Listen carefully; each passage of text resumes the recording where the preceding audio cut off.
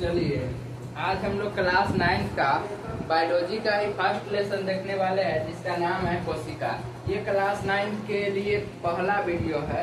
एक बबनी वीडियो में आप में से ही कोई लड़की यानी बोले थे कोई बबनी कि क्लास 9 का भी वीडियो बनाइए। बहुत पहले बोले थे तो हम उसका रिप्लाई भी दिए हुए थे कि जल्द ही मतलब उस पर 9 का भी वीडियो जाएंगे, ऐसे कुछ रिप्लाई दिए हुए थे, लेकिन इतने दिन से नहीं बना रहे थे तो अब हम सोचे क्लास 9 का भी बना लेते हैं। देखिए यहाँ पे है क्या कि जो चीज़ 9th में पढ़ाना उसको 11th में ही पढ़ाना। हम सोचते थे कि जो चीज़ 9th में पढ़ाएंगे उसके बाद में काट के 11th में भी जोड़ देंगे, यानी वीडियो को कट पेस्ट कर देंगे। लेकिन समस्या ये है कि अब यूट्यूब अलग अलग कुछ नियम लगा दिए, जिस कारण से अब हमें हर क्लास में एक ही बात को दोहराना पड़ेगा। जो बात 7th में बोलना है वो 9th में बोलना है, जो 10th में बोलना है वो 12th में बोलना है। यही कंसेप्ट है, इसी को दोहराते चलना है। आप लोग भी जानते होइएगा कि कोई भी चीज़ जो पढ़ते हैं आप लोग उसमें का अधिकतम भाग जो अगर आप क्लास 6 में पढ़े होइएगा तो उसी को क्लास 8 में पढ़े होइएगा, जिसको क्लास 8 में पढ़े होइएगा उसको क्लास 10th में पढ़ना होता है, और जो 10th में पढ़े उसको 12th में। तो इस तरह पढ़ते जाता है। लेकिन ये जो कोशिका चैप्टर है इसको आप लोग क्लास 8 में भी पढ़े होइएगा, और यहाँ फिर 9th में पढ़ना है, यानी जस्ट ही उसके अगले क्लास में। हम लोग क्लास 9 के कोशिका चैप्टर को देखने वाले हैं। यह बायोलॉजी का पहला लेसन है। अब देखिए कोशिका, पहले से ये कहेंगे कोशिका कहते किसे, कोशिका क्या है। तो कोशिका अगर हम इसका डेफिनेशन लिखें तो कोशिका जीवों का मूलभूत संरचनात्मक एवं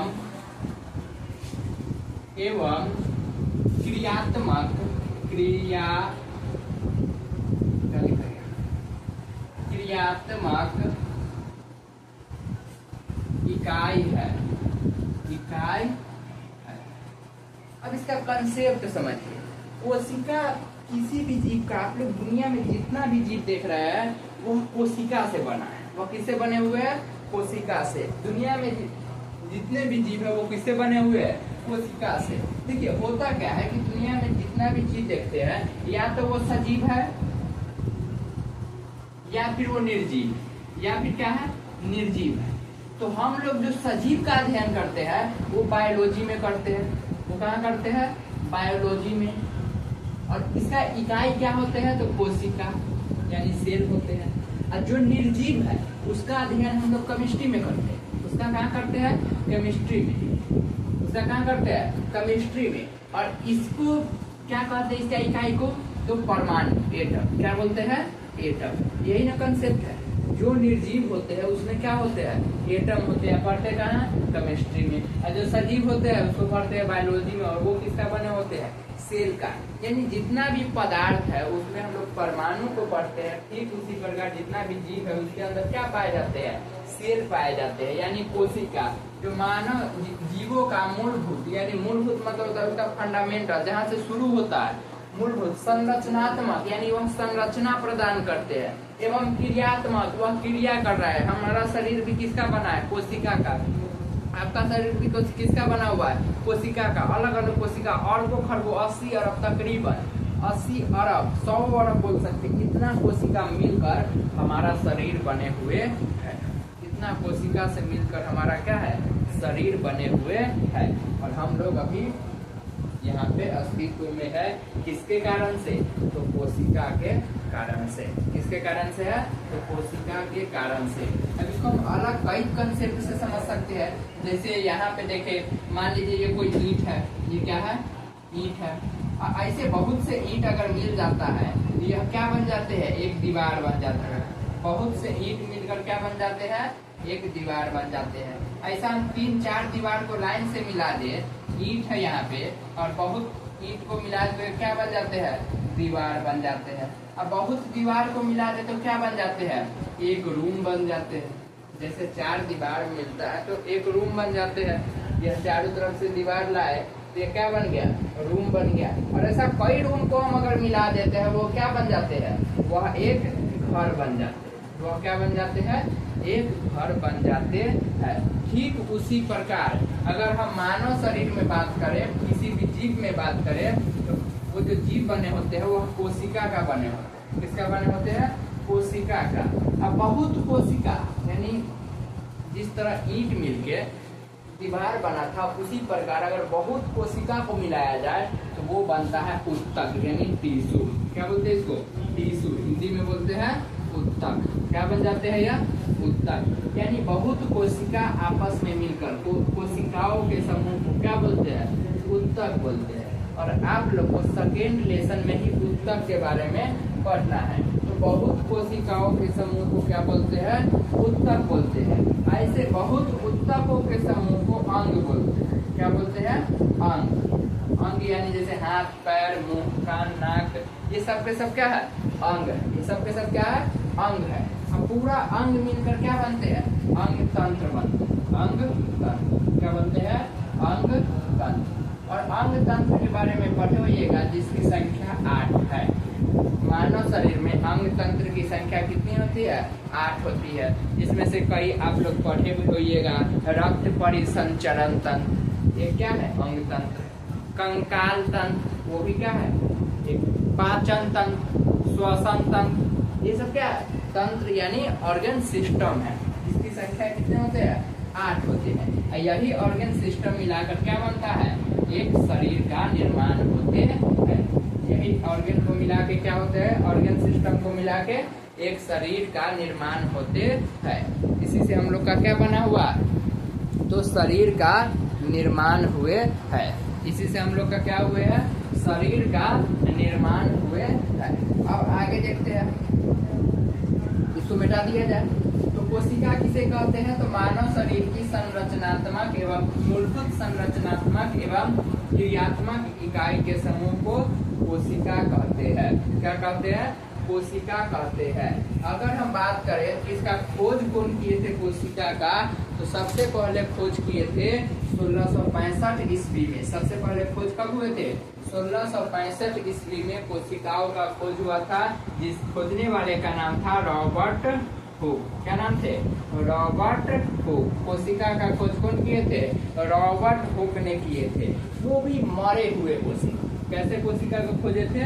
मरे हुए कोशिकाओं का खोज किए थे। कब? 1665 ईस्वी में। किसने किए थे? तो रॉबर्ट हुक ने। कैसी कोशिका? तो मरी हुई कोशिका। अब किस पे खोज किए थे? तो कॉर्क। किस पे खोज किए थे? कॉर्क। अब लोग बैडमिंटन खेलते रहिएगा, उसमें जो कॉर्क होता है वो पक्षी के पंख का होता है। किसका होता है? पक्षी के पंख का। अब पक्षी भी जीव है, उसका पंख में भी कोशिका होंगे। अब वो भी कोशिकाओं का बने होते हैं। इसका जब पंख टूट जाते हैं तो कोशिका उपस्थित होंगे कि नहीं? तो उसी में उसने पहली बार देखा था। तो कैसी कोशिका थे? तो मृत कोशिका। कैसा कोशिका था? मृत कोशिका यानी मरा हुआ सेल। कैसा सेल थे? मरा हुआ सेल यानी मृत कोशिका। मुझे उम्मीद है ये आप लोग को समझ में आ गए होंगे। कोशिकाओं का खोज कौन किए थे? तो रॉबर्ट हुक ने। कौन किए थे? रॉबर्ट हुक ने। कब किए थे? तो 1665। कब किए थे? 1665 में। कैसी कोशिका का खोज किए थे? तो मृत यानी मरा हुआ कोशिका। अब इसी के ठीक 9 साल बाद, ठीक कितने साल बाद? 9 साल बाद। अब 9 साल अगर हम जोड़ते हैं तो 1674 आ जाएंगे। कितना आ जाएंगे? 1674। 8 9 यही है 1674। कब हुआ था? 1674 में। कंफ्यूज हो रहा है लेकिन हाँ 9 साल बाद था। अब 1674 में एक व्यक्ति आए जिसका नाम था लीवेनहॉक। कैसे लिखा था? लीवेनहॉक। ये लीवेनहॉक जो था ना, यह जीवित कोशिकाओं का खोज किया। जीवित कोशिका यानी जिंदा सेल को कौन खोज किए थे? तो लीवेनहॉक ने। जिंदा कोशिकाओं का खोज सबसे प्रथम बार कौन किए थे? लीवेनहॉक ने। कब किए थे? तो 1674 में। यानी ये जो रॉबर्ट हुक थे, ये मरे हुई कोशिका को खोज कर दिए 1665 में। उसके 9 साल बाद खोज हुआ 1674 में जीवित कोशिका का, जिसका खोज कौन किए थे? लीवेनहॉक ने। किसने किए थे? लीवेनहॉक ने। अब हम लोग क्या करते हैं? कोशिकाओं के आगे देखते हैं। इसीलिए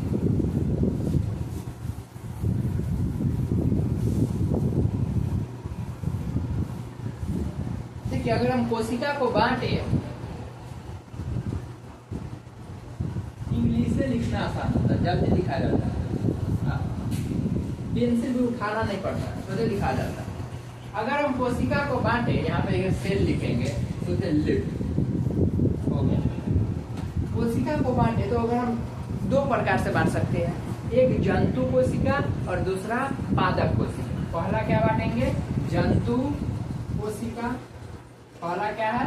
जंतु कोशिका, और दूसरा पादप कोशिका। दूसरा क्या होंगे? पादप कोशिका। पादप कोशिका, जंतु कोशिका और पादप कोशिका। अब देखिए ये जो जंतु कोशिका है ये जीवित जंतु, जीव जंतु में पाए जाते हैं। अब पादप कोशिका यानी प्लांट सेल यानी पेड़ पौधा में पाए जाते हैं। तो पहले हम लोग जीव जंतु पे चर्चा करते हैं, उसके बाद पादप कोशिका। देखिए बोलेंगे हम इसी के बारे में। अब उसी में जब हम दोनों का तुलना भी करना होता है कि जंतु कोशिका और पादप कोशिका में क्या अंतर है, लिखने के लिए आता है 5 नंबर में, तो वो भी देखेंगे। तो चलिए अब देखते हैं जंतु कोशिका में क्या क्या होते हैं। इसी से हम लोग तुलना कर लेंगे पादप कोशिका। देखिए अगर हम कोशिका को बनाए, जंतु कोशिका को, कुछ इस प्रकार से बने। ये है जंतु कोशिका, ये क्या है? जंतु कोशिका। ये क्या हो गए? जंतु कोशिका। आप लोग देख रहे हैं तो आप लोग क्या कीजिए, कलम को भी लेकर देखा कीजिएगा, ताकि जो बोले वो लिख सके, क्योंकि हम ऐसा बात लिख नहीं सकते। यहाँ पे बोर्ड को मिटाए थे अच्छा से, पानी से तो मिटाए थे तो चिपक गया था। तो और बात जो बोलेंगे वो आप लोग पूरा अच्छा से लिखा कीजिए। हम क्या यहाँ पे सोचे लिख देंगे शॉर्टकट में, आप लोग उसे अच्छा से डिफिनीशन से लिखिए। अब ये जो कोशिका है, इसका सबसे जो बाहरी परत है ना, इसको बोलते हैं कोशिका झिल्ली। क्या बोलते हैं इसको? कोशिका झिल्ली। कोशिका झिल्ली, कोशिका झिल्ली। इंग्लिश में कहे तो सेल मेम्ब्रेन। इंग्लिश में क्या बोलते हैं? Cell membrane. कोशिका झिल्ली, सेल मेम्ब्रेन। तो जो कोशिका के जो सबसे बाहरी दीवार है, इसे क्या बोलते हैं? कोशिका झिल्ली, सेल मेम्ब्रेन। इसको, कोशिका झिल्ली को अर्ध परागमय झिल्ली कहते हैं। इसको क्या कहा जाता है? अर्ध परागमय झिल्ली। कोशिका झिल्ली को क्या कहे जाते हैं? अर्ध परागमय झिल्ली। अब अर्ध परागमय झिल्ली क्यों कहे जाते हैं तो समझिए। अर्ध मतलब होता है आधा, अब परागमय यानी परागन, इसलिए कंसेप्ट याद आ रहा होगा। परागन यानी एक स्थान से दूसरे स्थान, उसी में पढ़े हुएगा स्वपरागन, पर परागन। ये सब जनन चैप्टर का, प्लांट जनन का, जो क्लास 7 में पढ़ हुएगा। इसी को फिर 9th में है, 9th में नहीं 10th में है। उसके बाद अर्ध परागमय यानी आधा, आधा। परागन मतलब क्या होता है? जाना। अर्ध मतलब आधा, झिल्ली मतलब इस दीवार, यानी इस दीवार से इस दीवार आधा कोई चीज जा सकता है, इस तरफ से उस तरफ, यानी कोशिका के बाहर से कोशिका के अंदर कोई भी कितना जा सकता है? आधा। अब आधा कहने का मतलब हुआ कि जो चीज कोशिका के लिए जरूरी है वो उसे अंदर जाने देगा, कोशिका झिल्ली उसको अंदर जाने देगा, और जो कोशिका के लिए हानिकारक है कोशिका झिल्ली उसको अंदर नहीं जाने देंगे। तो अब क्वेश्चन ये आता है कि कोशिका झिल्ली को अर्ध परागमय झिल्ली कहते हैं क्यों? क्वेश्चन यह है, कोशिका झिल्ली को अर्ध परागमय झिल्ली कहते हैं क्यों? तो कोशिका झिल्ली को अर्ध परागमय झिल्ली इसलिए कहते हैं क्योंकि यह कोशिका के आवश्यक तत्व को कोशिका के अंदर जाने देते हैं तथा अनावश्यक तत्व को बाहर नहीं जाने देते हैं, और कोशिका के अंदर के अनावश्यक तत्व को बाहर निकाल देते हैं। इसलिए हम लोग कोशिका झिल्ली को अर्ध परागमय झिल्ली कहते हैं। दैट मीन्स मेरे कहने का मतलब यही है, जितना भी खराब चीज है उसको बाहर फेंक देगा, कोई बाहर से खराब भी आएगा तो उसको अंदर नहीं आने दिया जाएगा, और अच्छा चीज है कोशिका के लिए तो उसको अंदर आने दिया जाएगा। यह काम कौन करते हैं? कोशिका झिल्ली, इसलिए उसको क्या बोलते हैं? अर्ध परागमय झिल्ली। इसलिए क्या बोलते हैं? अर्ध परागमय झिल्ली। इतना बात आप लोग समझ गए होंगे सेल मेम्ब्रेन के बारे में, यानी कोशिका झिल्ली। कोशिका ले। अब आगे देखते हैं। अभी कोशिका के बीच में, इस कोशिका के बीच में एक मेन बाबा बैठे रहते हैं, इसको बोलते हैं केंद्रक। इसको क्या बोलते हैं? केंद्रक। केंद्रक इसको बोलते हैं न्यूक्लियस। इंग्लिश में क्या बोलते हैं? न्यूक्लियस यानी केंद्रक। इसको एन यहाँ पे दर्शा देते हैं, यहाँ पे लिखे हुए हैं केंद्रक यानी न्यूक्लियस। ये इसको कोशिका का दिमाग कहते हैं। केंद्रक को कोशिका का क्या कहते हैं? दिमाग कहते हैं। केंद्रक को कोशिका का क्या कहते हैं? दिमाग कहते हैं। इसका मतलब ये है कि इसके अंदर अभी बहुत चीज बनेंगे, बहुत चीज करना है, उस सभी को कंट्रोल कौन करते हैं? केंद्रक। इसीलिए कोशिका का दिमाग किसे कहते हैं? केंद्रक को। तो क्वेश्चन भी आता है, कोशिका का दिमाग किसे कहा जाता है? तो केंद्रक को। कोशिका का दिमाग किसे कहे जाते हैं? केंद्रक को। मुझे उम्मीद है यहाँ तक आप लोग समझ गए हो। अब इसी में बहुत से चीज होते हैं, जैसे यहाँ पे देखिए माइट्रोकॉन्ड्रिया। क्या होते हैं? माइट्रोकॉन्ड्रिया। यहाँ पे लिख देते हैं, अभी छोटा सा भी नहीं बचेगा। माइट्रोकॉन्ड्रिया, ये पेंसिल है जो ज्यादा मोटा लिखाता है, क्या बोलते हो? मार्कर रहा था तो सही से लिखा था। माइट्रोकॉन्ड्रिया। माइट्रोकॉन्ड्रिया हिंदी में लिखते हैं, ठीक है, वरना कर देंगे हम। स्पेलिंग गड़बड़ा जाता रहता है। माइट्रोकॉन्ड्रिया। माइट्रोकॉन्ड्रिया की छोटा को हिंदी में कहते हैं सूत्र कणिका। माइट्रोकॉन्ड्रिया को शुद्ध हिंदी में क्या बोलते हैं? सूत्र कणिका। सुनिए के पगला जाएगा सब, इसलिए इंग्लिश में ही सब चलता है। इसको क्या बोलते हैं? माइट्रोकॉन्ड्रिया। माइट्रोकॉन्ड्रिया का जो अगर बात करें, इसके अंदर होने वाले क्रिया क्या करते हैं, क्या काम करते हैं, उसको बताने वाले थे क्रिस्टी। कौन बताने वाले थे? क्रिस्टी। बताने वाला का नाम क्या था? Christy, John Christy. उसने बताया था कि जो छोटा माइट्रोकॉन्ड्रिया है ना, मानो कि ये माइट्रोकॉन्ड्रिया है, इसके अंदर में ऐसे बना, ऐसे इसके अंदर में जो है ना साइकिल चलता है, प्रोसेस होता है। इस प्रोसेस के फल स्वरूप एटीपी बनता है। एटीपी क्या बनते हैं? ATP, adenosine triphosphate. यही 38 एटीपी मिलकर एक ग्लूकोज बनते हैं। 38 एटीपी मिलकर क्या बनते हैं? एक ग्लूकोज बनते हैं, C6H12O6। 38 एटीपी मिलकर क्या बनते हैं? एक ग्लूकोज बनते हैं। इसमें जो एटीपी बनते हैं वो 36 बनते हैं। माइट्रोकॉन्ड्रिया में कितने एटीपी का निर्माण होते हैं? 36, यानी ऊर्जा। एटीपी ऊर्जा है। एटीपी क्या है? ऊर्जा है, लेकिन ऊर्जा का बहुत छोटा रूप है, यानी कम ऊर्जा वाला है। वही कम कम मिलके बहुत हो जाता है।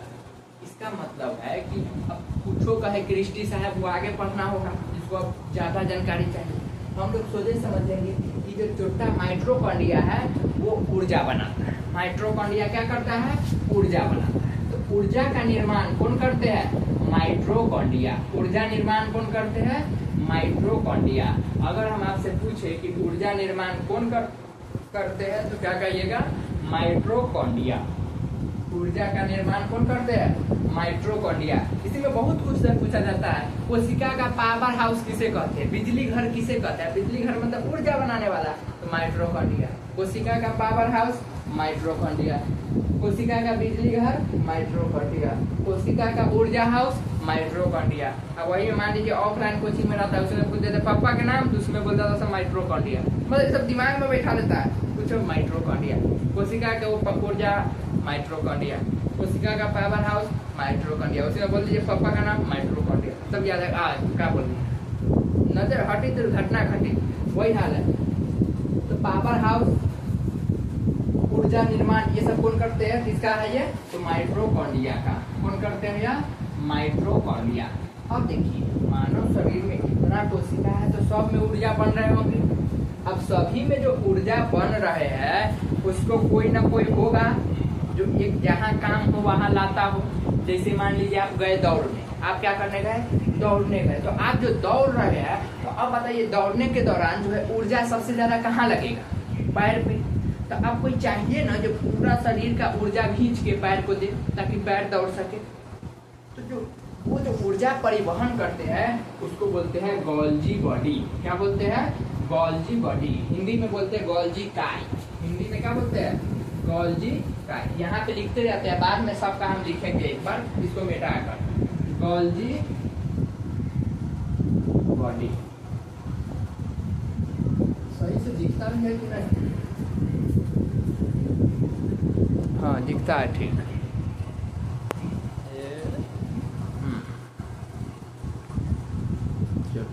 सीधा हो। गोल्जी बॉडी, इसका खोज किए थे एमिनो गोल्जी। गोल्जी बॉडी का खोज कौन किए थे? Amino body. ये जो गोल्जी बॉडी है ना, मान लीजिए जब दौड़ रहे थे तो पूरा ऊर्जा कहाँ जा रहा था? पैर के पास। अब पूरा ऊर्जा शरीर से चूस के कौन ले जा रहा था? Golgi body. तो ऊर्जा परिवहन गोल्जी बॉडी। ऊर्जा परिवहन गोल्जी बॉडी। ऊर्जा परिवहन कौन करते हैं? Golgi body. यानी ऊर्जा को एक स्थान से दूसरा स्थान, ऊर्जा रूपांतरण, रूपांतरण, ऊर्जा परिवहन ही सही होगा। ऊर्जा परिवहन गोल्जी बॉडी। ऊर्जा परिवहन किसे कहते हैं? गोल्जी बॉडी को। यानी ट्रैफिक पुलिस का काम करता है। जिसको जरूरत है उसको दिया जाएगा और जिसको जरूरत नहीं है उसको नहीं दिया जाएगा। तो कोशिका का ट्रैफिक पुलिस किसे कहते हैं? गोल्जी बॉडी को। किसको बोलते हैं? गोल्जी बॉडी को। अब देखिए ध्यान से, जो दौड़ रहा था उसका पूरा ऊर्जा कहाँ चलेगा? पैर। अब जब वो थकेगा ना तो उसका दिमाग काम करेगा, तो उसका हाथ काम करेगा, तो उसका पूरा देह सुन पड़ जाएगा। तब कहेगा 1600 मीटर दौड़ लिया, हमारा से कुछ नहीं होगा। अब ओका से काहे कुछ नहीं होगा? कहला कि पूरा शरीर का ऊर्जा कहाँ जा रहा था? पैर में। अगर ऐसा होता कि पैर से दौड़ा है, केवल पैर का ऊर्जा खत्म होता तो कहता ना पैर की ऊर्जा खत्म है, हाथ से हम एक रोटी बेल देते हैं, कुछ नहीं कर सकता, क्योंकि पूरा ऊर्जा क्या हो चुके हैं? खत्म हो चुके हैं। पूरे के पूरा ऊर्जा क्या हो जाते हैं? खत्म हो जाते हैं। जैसे हम अभी बोल रहे हैं तो पूरा ऊर्जा कहाँ आ रहा है? जीभ के पास। कहाँ आ रहा है? जीभ के पास। तो जहाँ ऊर्जा की आवश्यकता है वहाँ पे ऊर्जा को कौन ले जाते हैं? Golgi body. कपड़ा खींचने दौरान कहाँ पे जाते होंगे? तो खूब बरस मारते तो हाथ पे। कहाँ जाते होंगे? हाथ पे। ये जो ऊर्जा परिवहन है कौन भेजते हैं? Golgi body. कौन करते हैं? Golgi body. कोशिका के अंदर पानी रखने के लिए होता है, उसको बोलते हैं रसधानी। क्या बोलते हैं? रसधानी। रसधानी। इंग्लिश में वैक्यूम्स बोलते हैं। इंग्लिश में क्या बोलते हैं? वैक्यूम्स। इसको रसधानी बोलते हैं। और क्लास 8 में इसको पढ़े हुए रिक्तिका बोलते हैं। रिक्तिका। क्या बोलते हैं? रिक्तिकाय। रिक्तिकाय लिखा था। तो क्लास 9 में इसको रसधानी बोलता है और क्लास 8 में क्या बोलते थे? रिक्तिकाय। क्या बोलते हैं? रिक्तिकाय। तो ये रिक्तिकाय, रसधानी, वैक्यूम्स जो भी हो उसका काम क्या है? जल एकत्रित करना। ये क्या रखते हैं? जल एकत्रित करते हैं। क्या एकत्रित करते हैं? तो जल एकत्रित करते हैं। कोशिका इसमें वैक्यूम्स में क्या एकत्रित करते हैं? तो जल जमा करते हैं। यहाँ तक आप लोग समझ गए होंगे। इसके बाद देखिए आ जाए, इसको मिटाते हैं।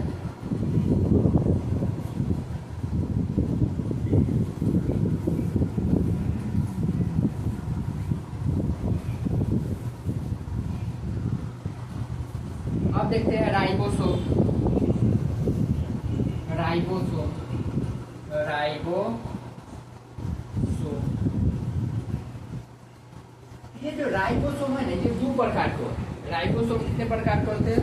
2 प्रकार के। एक स्मूथ राइबोसोम और एक रफ राइबोसोम। यानी एक तरफ एकदम पूरा स्मूथ होता है, एक तरफ यानी पूरा सॉफ्ट एकदम मुलायम, एक तरफ खुरदुरा यानी रफ यानी खुरदुरा। एकदम खुरदुरा मतलब कहीं सुधार कहीं गड्ढा फैला, ये सब रफ बोलते हैं उसको। एक तरफ पूरा मुलायम होते हैं।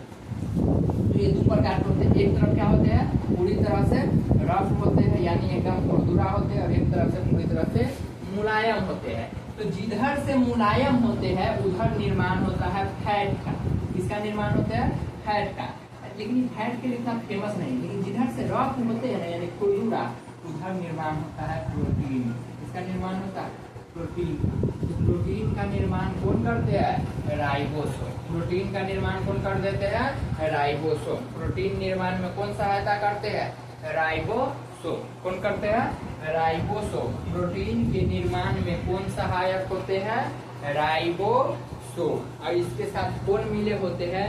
तो RNA मिले होते हैं। कौन मिले होते हैं? RNA, ribosome nucleic acid. कुछ समझे?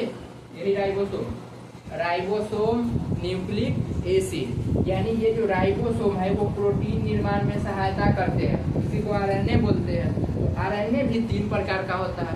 अब ये अलग मेट्रे होता है।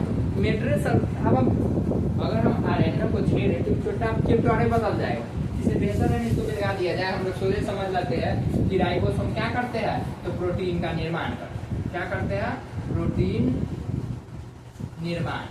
निर्माण कौन करते हैं? राइबोसोम। निर्माण को संश्लेषण भी कहा जाता है। तो प्रोटीन का निर्माण कौन करते हैं? राइबोसोम। प्रोटीन निर्माण राइबोसोम, याद रहेंगे। प्रोटीन निर्माण कौन करते हैं? राइबोसोम। उसके बाद बात करें तो यहाँ होता है एक लाइसोसोम। ये क्या होते हैं? लाइसोसोम। ध्यान से सुनिए, ये है राइबोसोम, वो है लाइसोसोम। राइबोसोम और ये है लाइसोसोम। इसको लिखा जाए लाइसोसोम। क्या होते हैं? लाइसोसोम। ये जो लाइसोसोम है ना, इसके अंदर पाए जाते हैं जल अपघटक एंजाइम। क्या पाए जाते हैं? जल अपघटक एंजाइम। जल अपघटक एंजाइम, जल अपघटक एंजाइम, यानी सब में से कोई काम करना बंद किया तो उसको ये मार देगा। मतलब समझिए पूरा सबसे बड़का है, सबका नेता है। इसके अंदर क्या पाया जाता है? जल अपघटक एंजाइम। यानी मान लीजिए माइटोकॉन्ड्रिया का हम ऊर्जा नहीं बनाएंगे, आज रविवार है, हमको थोड़ा रेस्ट चाहिए, जल अपघटक एंजाइम आएगा, इसके देह पे अपना में से कहीं एंजाइम छोड़ देगा, जहां पर वो मर जाता है। इतना भयंकर होता है जल अपघटक, उसको अपघटित कर देता है, पूरा सड़ा करा देता है। अब माइटोकॉन्ड्रिया पे सीधेगा, मरिए जाएगा। तो छोटा सब डर से काम करता है। सब क्या करते हैं? डर से काम करते हैं। किसके डर से? लाइसोसोम के डर से, क्योंकि लाइसोसोम के अंदर क्या पाया जाता है? जल अपघटक एंजाइम। जरा सोचिए, लाइसोसोम ही पीना हो जाए तो सोचे हमको जीने का मने नहीं है, हम मरे तो तुझे भी मारेंगे। कहावत है ना, हम डूबे सनम तुझे ले डूबेंगे। अब लाइसोसोम मान लीजिए क्या करेगा कि अपने को फाड़ लेगा। ये जब फटेगा तो पूरा कोशिका में फैल जाएंगे, और जब ये पूरा कोशिका में फैलेंगे कि एक कोशिका क्या हो जाएंगे? मर जाएंगे। यह एक कोशिका क्या हो जाएंगे? मर जाएंगे। इसलिए लाइसोसोम को आत्मघाती थैली कहते हैं। लाइसोसोम को क्या कहते हैं? आत्मघाती थैली। तो क्वेश्चन भी आता है, लाइसोसोम को आत्मघाती थैली क्यों कहते हैं? तो लाइसोसोम कोशिकाओं का ऐसा अंग, या कोशिकाओं के अंग, कोशिका जोड़ अंग को कोशिकांग बोलते हैं। तब सोचे बोलेंगे लाइसोसोम ऐसा कोशिकांग है, यानी कोशिका के अंग। लाइसोसोम ऐसा कोशिकांग है जिसके अंदर जल अपघटक एंजाइम पाए जाते हैं। लाइसोसोम ऐसा कोशिकांग है जिसके अंदर जल अपघटक एंजाइम पाए जाते हैं, और वह एंजाइम जिस किसी भी कोशिकांग पे पड़ेंगे वह कोशिकांग क्या हो जाएंगे? तो अपघटित यानी समाप्त हो जाएंगे, वह सड़ गड़ जाएंगे, यानी समाप्त हो जाएंगे। अपघटित मतलब होता है समाप्त होना, तो अपघटित हो जाएंगे। इसीलिए लाइसोसोम को जल अपघटक एंजाइम कहते हैं। क्या बोल दिया? आत्मघाती थैली कहते हैं। लाइसोसोम ऐसा कोशिकांग है जिसके अंदर जल अपघटक एंजाइम पाए जाते हैं। वह जल अपघटक एंजाइम जिस कोशिकांग पे पड़ गया उसका काम तमाम, इसीलिए इसको क्या बोलते हैं? आत्मघाती थैली। क्या बोलते हैं इसको? आत्मघाती थैली। आप लोग बचपन में जब पढ़ते कम होइएगा तो आप लोग के मम्मी पापा टीचर सब क्या करते? पकड़ेगा, ले दना दन मारना शुरू करते। मान लीजिए जब आपको मारना शुरू किए, मान लीजिए पीठी पे मारा, एकदम पीछे से तो मार दिया। अब जब ये वहां पे मारा तो पूरा कोशिका पे चोट लगता होगा, और जिस कोशिका पे चोट लगा तो पूरा सब में चोट लगता होगा, इसको लाइसोसोम पे भी लगता होगा। और जब ये लाइसोसोम पे चोट लगा, चोटा क्या हो जाएगा? फट जाएगा, बूम। और जब ये फटा सब मर जाएगा। इसलिए जब मास्टर डंडा मारता है ना तो जहाँ पे डंडा लगता है वहाँ के सब कोशिका का लाइसोसोम फट जाता है, फटता सब है, छोटा ही जब फटता है ना तो कोशिका मर जाता है, और जो कोशिका मर जाता है वो काला दिखने लगता है। जो कोशिका मर जाता है वो कैसा दिखने लगता है? काला दिखने लगता है। इसलिए आप लोग को जो सर जी जब पीटते होंगे या घरे जाते जिसको बोलते बाबरा उड़ाते नहीं, बाप रे बाप सर जी बड़ी मार मारे, बाबरा हुआ, बाबरा नहीं हुआ है, कुछ नहीं हुआ है, आपके वहाँ का कोशिका मर गया। कोशिका क्या हो गया? मर गया है। इसका मतलब है कि उसको ठीक करना जरूरी है। तो वहाँ का जो कोशिका मर गया उसके जगह पे दूसरा कोशिका आना चाहिए कि नहीं? यानी कोई ऐसा कोशिका में होना चाहिए जो कोशिका को क्या करे? विभाजित करें, यानी एक कोशिका से दूसर कोशिका को बनाए। उसके लिए जो है एक और चीज होता है जो कोशिका को विभाजित करते हैं, उसको बोलते हैं सेंट्रोसोम। क्या बोलते हैं? सेंट्रोसोम। Centrosome, centrosome. कोशिका विभाजन कौन करते हैं? सेंट्रोसोम। कोशिका विभाजन सेंट्रोसोम। कोशिका विभाजन, कोशिका विभाजन, कोशिका विभाजन कौन करते हैं? सेंट्रोसोम। कोशिका विभाजन कौन करते हैं? सेंट्रोसोम। सेंट्रोसोम सबसे ज्यादा प्रभावित तब होते हैं जब उसको गर्मी पड़ता है।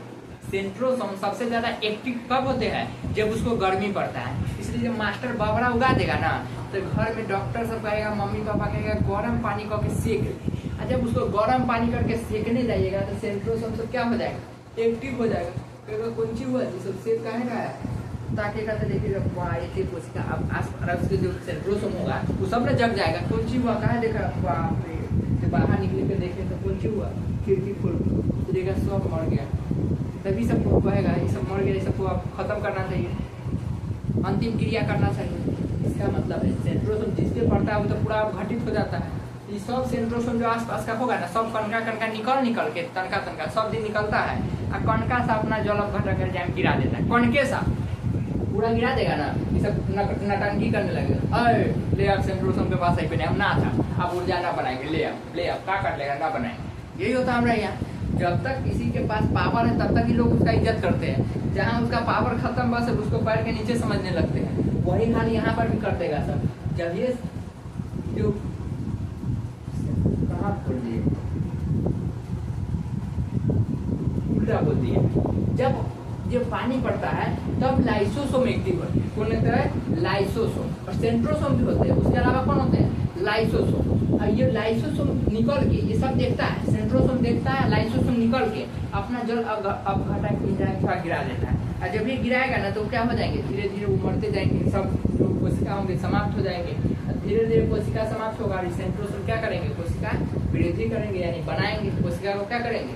बनाएंगे। और लाइसोसोम उसको जो मरा हुआ है उसको अपघटित करेंगे, लेकिन थोड़ा थोड़ा एक ही मिनट में सब कर देगा, तो काम करना बंद कर देगा, कहेगा हम ऊर्जा ना बने तो कौन बोलेगा, मारेंगे भी, बुलाओ उसको। सेंट्रोसोम को पकड़ के मारने लगेगा सब। इसलिए सेंट्रोसोम कणका कणका सेंट्रोसोम फिर लाइसोसोम को सब पीटने लगेगा। इसलिए लाइसोसोम थोड़ा थोड़ा गिराता है, ऐसे गिराएगा एक सप्ताह। इसलिए देखिए बाबरा रहेगा 7-8 दिन, धीरे धीरे क्या हो जाते हैं? ठीक हो जाते हैं। इसके कारण से तो लाइसोसोम के अपघटित करने के कारण, सेंट्रोसोम के कोशिका विभाजन करने के कारण। इससे पहले जो हम बोल रहे थे उसमें गलती बार बार लाइसोसोम की जगह पे हम सेंट्रोसोम बोल दिए हैं, उसके लिए हमें क्षमा कीजिएगा। चलिए आगे देखते हैं। अगर हम इसको फिर से बनाएं,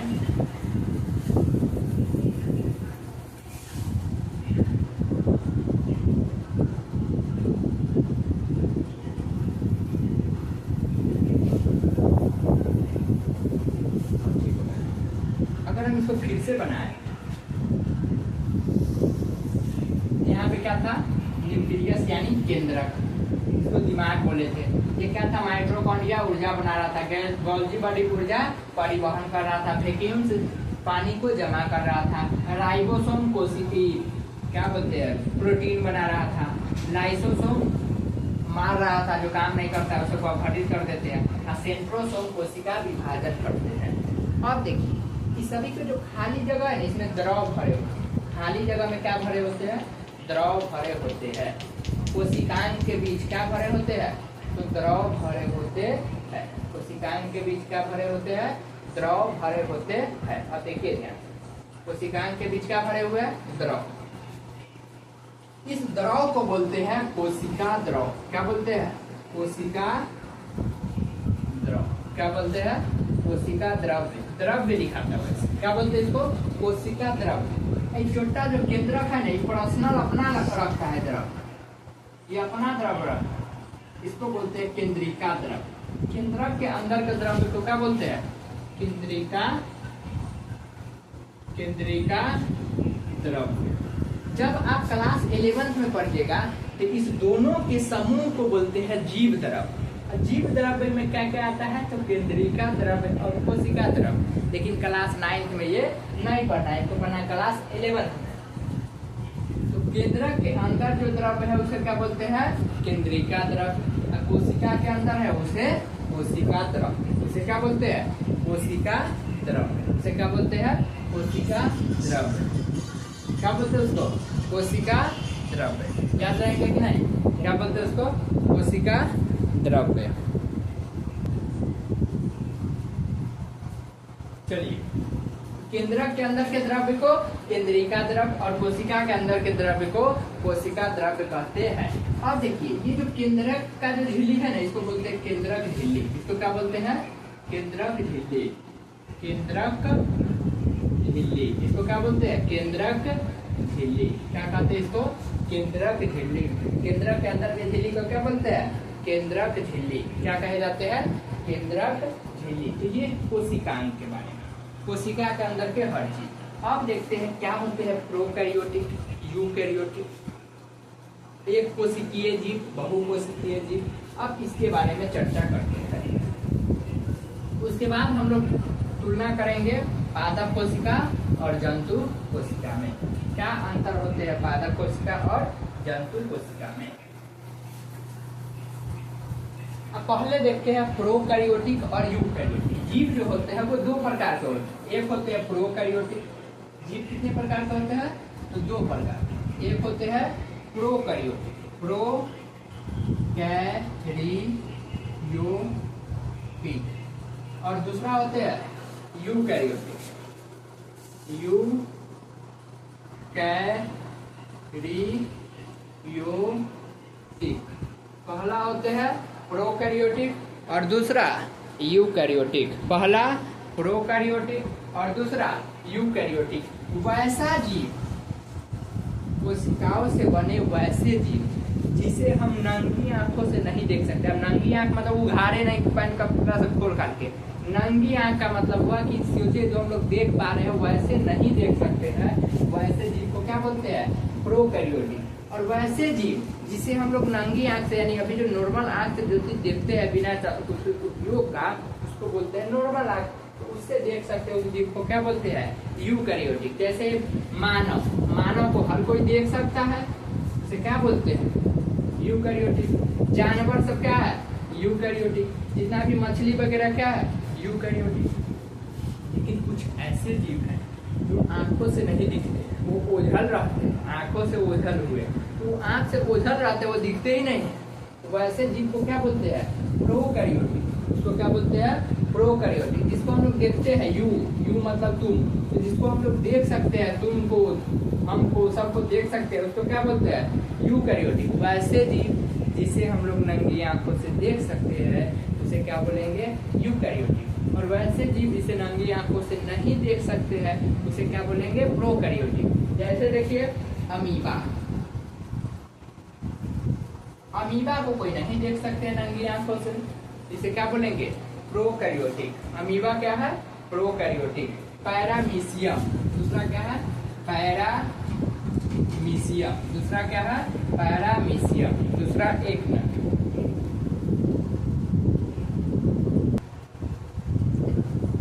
चलिए क्या था? पैरामीशियम। पैरामीशियम। अमीबा और पैरामीशियम ये वैसे जीव है जिसे हम लोग नंगी आंखों से नहीं देख सकते हैं। इसको देखने के लिए हमें क्या करने होंगे? तो माइक्रोस्कोप यानी सूक्ष्मदर्शी की आवश्यकता होंगे। तो ऐसे जीव को क्या बोलते हैं? प्रोकैरियोटिक, वैसे जीव को क्या बोलते हैं?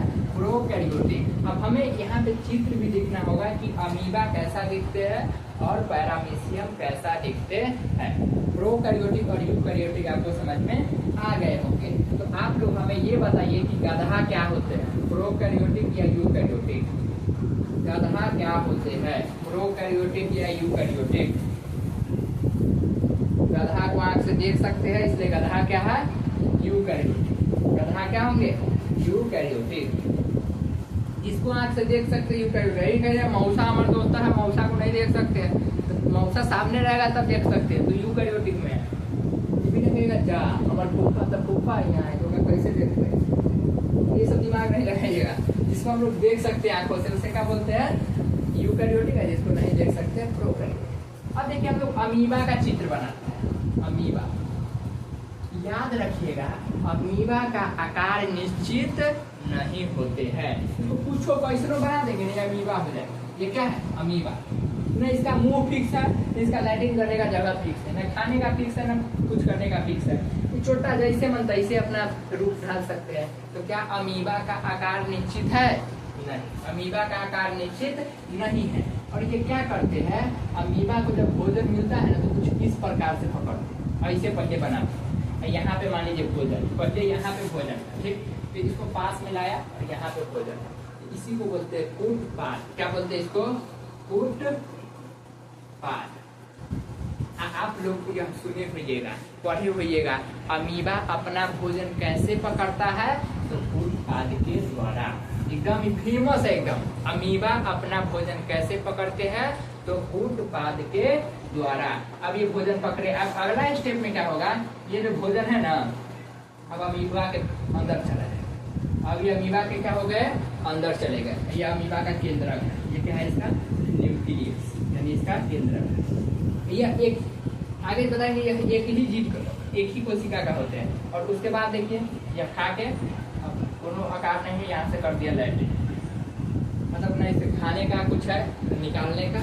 इस प्रकार ये क्या करता है? जैसे मन तैसे खा लेते हैं। लेकिन जो खाने से पहले जो स्ट्रक्चर बनाते हैं, ये गोल और गोलाकार, इसको क्या बोलते हैं? कूटपाद। क्या बोलते हैं इसको? कूटपाद। अमीबा अपना भोजन कैसे पकड़ते हैं? तो कूटपाद के द्वारा। क्या अमीबा का आकार निश्चित नहीं है? है तो नहीं है। क्या अमीबा प्रोकैरियोटिक है या यूकैरियोटिक? तो अमीबा है प्रोकैरियोटिक। अमीबा क्या है? प्रोकैरियोटिक। अमीबा कैसे जीव है? प्रोकैरियोटिक। अमीबा को हम लोग नंगी आंखों से नहीं देख सकते हैं। अब देखते हैं पैरामीशियम। अब क्या देखते हैं? पैरामीशियम।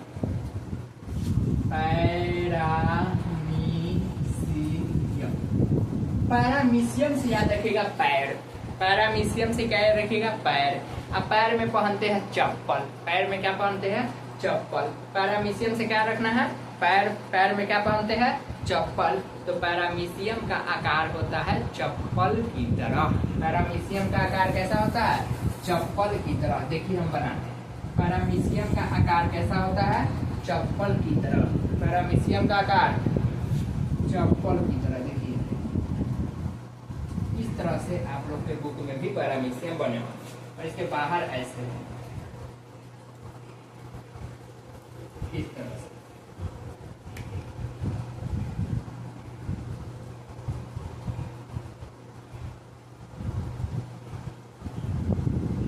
ये जो बाहर से दिख रहा है यह केस टाइप का है। यह क्या रहते हैं? Case type. ये जो बाहर से दिख रहा है यह कैसे रहते हैं? एकदम केस टाइप का। ये कैसे है? एकदम केस टाइप का। इसको बोलते हैं सीलिया फ्लैजेला। क्या बोलते हैं? सीलिया फ्लैजेला। सीलिया, या दूसरा नाम इसका, दूसरा एक फ्लैजेला। सीलिया फ्लैजेला। क्या बोलते हैं इसको? सीलिया फ्लैजेला। जैसे बात करें अपना मानव कोशिका का तो कुछ इस प्रकार है। इसके बाहर भी ऐसे केस टाइप का होता है जिसके कारण यह गति कर पाते हैं। क्या कर पाते हैं? गति कर पाते हैं, कोनो चीज को पकड़ पाते हैं। इसी को बोलते हैं सीलिया फ्लैजेला। क्या बोलते हैं इसको? छोटा केस को बोलते हैं सीलिया, छोटा केस को सीलिया, और बड़ा केस को फ्लैजेला, बड़ा केस को फ्लैजेला। कोशिका के झिल्ली में जो ऊपर से केस टाइप का बना होता है वो छोटे छोटे होते हैं, उसको क्या बोलते हैं सिलिया। और जो बड़े बड़े होते हैं फ्लैजेला, बड़े बड़े होते हैं फ्लैजेला। मानव कोशिका में वो नहीं दिखते हैं, लेकिन जब पैरामीशियम को देखिएगा तो ऐसे दिखता है। जो छोटा छोटा होगा उसे क्या बोलेंगे सिलिया, और जो बड़ा बड़ा होगा उसे फ्लैजेला। उसे क्या बोलेंगे फ्लैजेला। बड़े बड़े होंगे उसे क्या बोलेंगे फ्लैजेला। यहाँ पे बना देते उसका न्यूक्लियस, और ये है इसका मुंह। पैरामीशियम का ये क्या है मुंह है, यहाँ से उसका पीछे वाला है। यहाँ से वो क्या करते हैं अपना मल मूत्र को त्याग देते हैं। उसमें अगर प्रोसेस देखें तो कुछ इस प्रकार से भोजन जाता है, फिर यहाँ जाएगा, फिर बचेगा, यहाँ से निकल जाता है। यही बन गया इसका चित्र है। तो पैरामीशियम का आकार निश्चित नहीं होते हैं। अब देखिए ये जो जीव होते हैं ना कोशिका के आधार पे एक और भाग में बांटा। कुछ जीव ऐसे हैं जो एक ही कोशिका का बने होते हैं। कुछ जीव ऐसे हैं जो एक ही कोशिका का बना होता है, उसे बोलते हैं एक कोशिकीय। क्या बोलते हैं एक कोशिकीय। उसे क्या बोलते हैं एक कोशिकीय। वैसे जीव जो केवल एक ही कोशिका का बना हो उसे क्या बोलते हैं एक कोशिकीय। और वैसे जीव जो बहुतेक कोशिका से बना हो उसे बोलते हैं बहुकोशिकीय। क्या बोलते हैं उसको बहुकोशिकीय। अब मानव को बताइए एक कोशिका का बना होता है। कोशिका इतना छोटा होता है उसको देखने के लिए सूक्ष्मदर्शी का उपयोग करते हैं। अब इतना छोटा बहुकोशिकीय, इतना छोटा जो एक कोशिकीय जीव होगा उसको हम देख सकते हैं नहीं देख सकते। अभी बहुकोशिकीय जीव हम लोग क्या है हम लोग एक दूसरे को आसानी से देख पाते हैं कि नहीं। हम लोग एक दूसरे को आसानी से देख पाते हैं कि नहीं। तो जो हम लोग एक दूसरे को आसानी से देख पाते क्यों, क्योंकि बहुत कोशिका आसान बहुत है, अरबों खरबों 80 अरब के करीब। कुछ बोल दीजिए जो मन में ऐसे बोल दीजिएगा, बिना महासंघ बोल दीजिएगा। तो हम लोग क्या है बहुकोशिकीय। मानव क्या है बहुकोशिकीय, बहुत कोशिकाओं से बना हुआ, कुछ बोल ही नहीं सकते। गधा क्या है बहुकोशिकीय। आप क्या है बहुकोशिकीय। भैंसी क्या होंगे बहुकोशिकीय, भैंस बहुकोशिकीय, बैल बहुकोशिकीय, गाय बहुकोशिकीय। ये सब बहुत कोशिकीय है, यानी बहुत कोशिका से बने। लेकिन अमीबा जो था ना वो एक ही कोशिका का बना था। पैरामीशियम जो था ना वो एक ही कोशिका का बना। पैरामीशियम भी एक ही कोशिका का, अमीबा भी एक ही कोशिका का। बहुत से जीवाणु जितना भी जीवाणु होते हैं, विषाणु जीवाणु को हिंदी में कहते हैं बैक्टीरिया, और विषाणु को इंग्लिश में कहते हैं वायरस।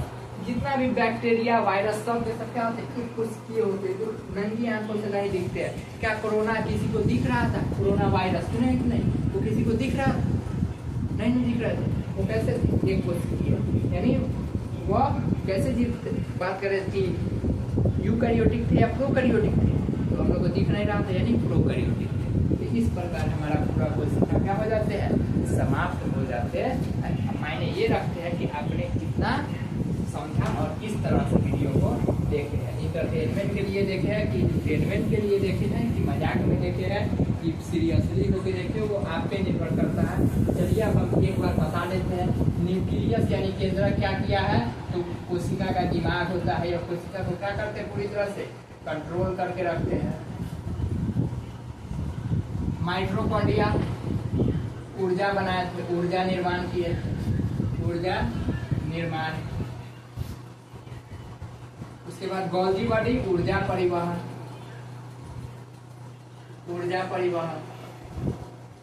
राइबोसोम प्रोटीन निर्माण,